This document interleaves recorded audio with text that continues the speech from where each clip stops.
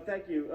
I'd like to speak briefly about the legality of this, considering one of my colleagues and friends did mention that this would be challenged in court, and that essentially the court would be determining if what we do today is actually legal or just. I think that's reason enough to support this motion to send it back to the committee.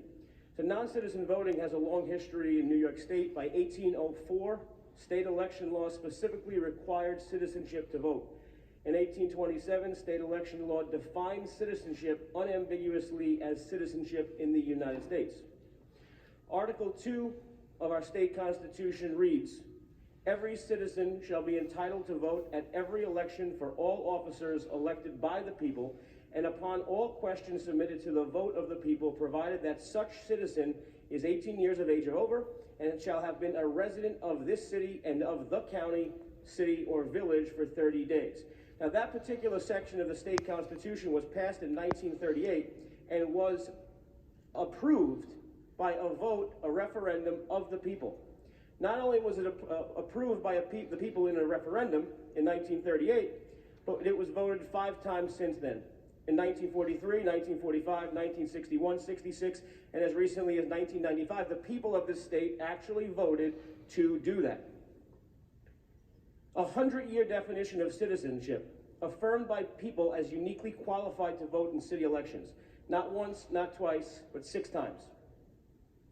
I'll note that some of my friends and colleagues who support this measure oppose the state constitutional convention that could have happened 4 years ago, the actual appropriate time by which this measure could be brought to light.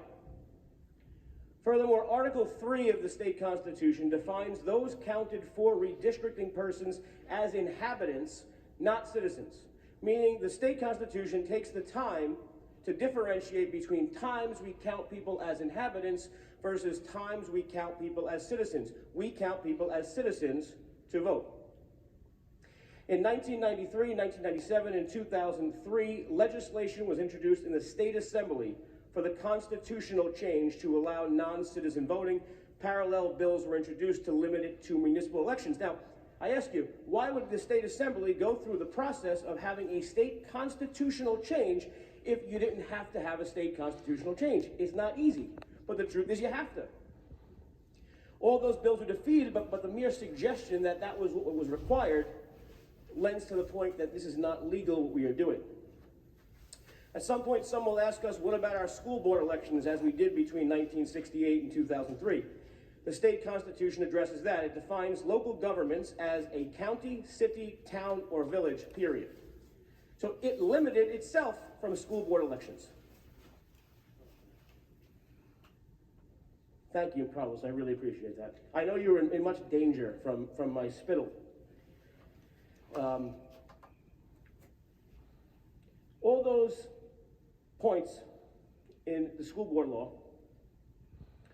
specifically addressed the issue of what elections were covered by the state constitution. No matter how much my friend Carlos doesn't want to hear it, the state constitution is clear. Moreover, Article 52, Section A of the state education law specifically allowed each parent who was a citizen of that state, meaning they specifically specified a citizen of the state could vote in election law. Now, again, that gives credit to the notion that state law is what determines that. But that's not all. The state election law further is clear on this issue. Section 5-102 states no person shall register for and vote at any election unless he is a citizen of the United States. That's clear, right? That's an actual statute from the state. Furthermore, Section 23 of the Municipal Home Rule Law states that a referendum is required, not optional, for any local law that changes the nominating, electing, or removing an elective officer, and that's what we're doing.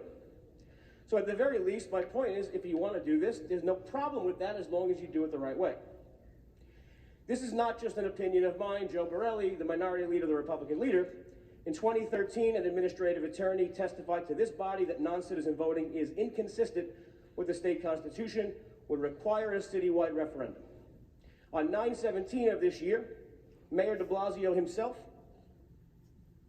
bona fide progressive known to you all, said our law department is very clear. It's not legal for this to be decided at the city level. I really believe this has to be decided at the state level. I'm almost finished, excuse me. 2 weeks ago in New York 1, the same Democratic mayor said the same thing.